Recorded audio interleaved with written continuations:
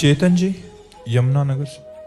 राधे राधे महाराज जी। महाराज जी, इस जगत में असंख्य महापुरुष जन हैं, गुरु जी हैं, जगत गुरु इत्यादि हैं। हम भगवान द्वारा भेजी गई दिव्य आत्मा को कैसे पहचान सकते हैं? उनकी वाणी से, उनके चेहरे के प्रकाश से, या उनके कर्म से, या और कोई साधन है? ये सब बाहरी बातें हैं। चींटी में, घोर पापी में और बड़े महात्मा में आत्मा एक ही रहती, उसमें 150 ग्राम वाला कम वाला हिसाब नहीं कि चींटी में 100 ग्राम है, हाथी में 100 कुंतल है, पापी में 50 ग्राम है, महात्मा में 100 किलो, ऐसा नहीं है। आत्मस्वरूप भगवान सब में समान रूप से विराजमान है। भगवान कहीं कहीं अपने तेज को प्रकाशित करते हैं, आचार्यों के रूप में, भक्तों के रूप में, संतों के रूप में। उसकी पहचान होती है उनकी वाणी से जगत का परिवर्तन। अगर तेज की बात कहो तो संत हैं, रूखा सूखा खा रहे हैं, झुर्रियां पड़ी हैं, फटे पुराने कपड़े पहने, बाहरी वेश से नहीं पहचाना जा सकता कि भाई कोई तेज ऐसा नहीं।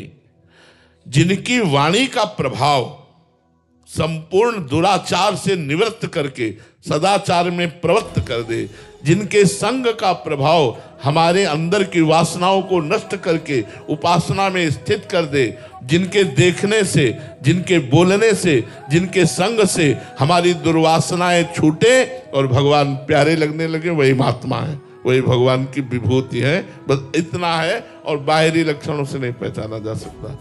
बाहरी तो नौटंकी नाटक में भी सब ऐसा ही होता है, बाहरी लक्षणों से नहीं पहचाना जा सकता। ब्रह्मानंद जी महाराज, राधे राधे महाराज जी।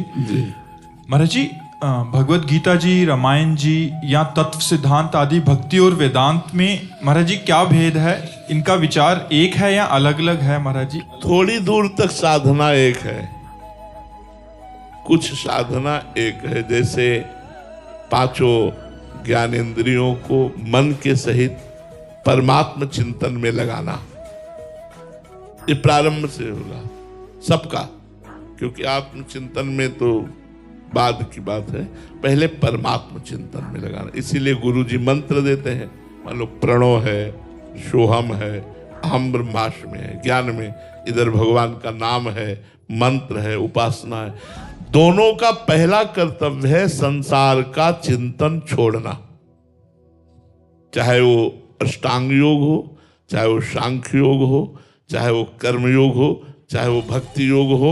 सब योगों का मुख्य कार्य है संसार का चिंतन छोड़ना। बोलो ऐसा है ना? फिर सब योगों का द्वितीय मुख्य कार्य है संसार के भोगों का त्याग करना। फिर सब योगों का तृतीय कार्य है शरीर का अभिमान भूल जाना, देहाभिमान भूल जाना। अब यहां से यात्रा अलग अलग होती है। अब एक देहाभिमान भूलता है, आत्मस्वरूपहम ब्रह्मास्मि सोहमस्मिति वृत्य खंडा, और एक भूलता है दासोहम, भगवान की रूप माधुरी में भगवान का नाम गुणगान करते हुए, ब्रह्म नहीं, माया नहीं, नहीं जीव नहीं काल, अपनी ही सुधिना रही, एक रहे नंदलाल। वो भगवान के प्रेम में डूबकर सब कुछ शुद्ध बुद्ध भूल गया, ये प्रेमी। और वो अहम में, मैं शुद्ध ब्रह्म में, जो अहम मैं शुद्ध ब्रह्म आत्म स्वरूप है, अपने स्वरूप में स्थित होकर चिंतन शून्य हो गया। स्थूल सूक्ष्म कारण तीनों देहों का विस्मरण हो गया। वो जीवन मुक्त महापुरुष मोक्ष को प्राप्त हो गया, वो प्रेम को प्राप्त हो गया। एक दासोहम से सिद्ध होता है, एक सोहम से सिद्ध होता है, पर कुछ दूरी तक दोनों की यात्रा एक जैसी रहती है, इसके बाद अलग अलग हो जाती है। तत्व दोनों को एक ही प्राप्त होता है। उसे प्रेम के द्वारा स्वाद लेते हैं, उसे ज्ञान के द्वारा स्वाद लेते हैं। वही आत्मा है, वही राम है, वही आत्मा है, वही श्याम है, वही आत्मा है, वही शिव है। दूसरा तो कोई, अंत में जो ऊपर चढ़ाई पर चढ़ते हैं तो फिर द्वैत नहीं रह जाता, एक रहे हो नंदलाल। अपना विस्मरण हो जाता है भक्त को, भगवान की स्मृति में डूब जाता है। ज्ञानी को सबका विस्मरण हो जाता है, केवल अपनी स्मृति में डूब जाता है, अपने आत्मस्वरूप की स्मृति में।